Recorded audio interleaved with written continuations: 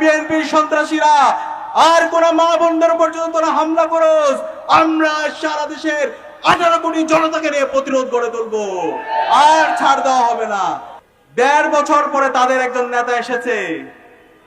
ওই নেতা আসার পরে আমরা দেখতে পেয়েছি ওই দলের সন্ত্রাসীরা আরো লাগামহীন হয়ে উঠেছে। ওই নেতা আসার পরে বাংলাদেশের প্রতিটি ক্যাম্পাসে ক্যাম্পাসে যেই গণতন্ত্রের ধারা শুরু হয়েছে, সেই গণতন্ত্রের ধারা বন্ধ করার জন্য পাগল হইয়া গেছে।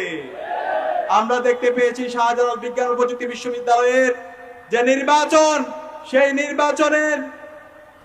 নির্বাচন কমিশনের সামনে মব তৈরি করে এবং বিচার বিভাগকে প্রভাবিত করে ওই নির্বাচনকে বন্ধ করেছে। আজকে সারা বাংলাদেশের মানুষ দেখছে ওই দল বাংলাদেশে গণতন্ত্র চায় না, তারা বাংলাদেশে মাফিয়াতন্ত্র চায়। আমরা দেখতে পাচ্ছি 12 ফেব্রুয়ারি আসার আগে তারা পরাজয় হয়ে গেছে। তারা দেখতে পাচ্ছে বাংলাদেশে আজকের সকল নাগরিকরা তারা ইনসাফের পক্ষে অবস্থান নিয়েছে। বাংলাদেশের যে 4 কোটি তরুণ, তারা 5টি ছাত্র সংসদ নির্বাচনে ইনসাফের পক্ষের প্রতিনিধিদের পক্ষে তারা অবস্থান গ্রহণ করেছে।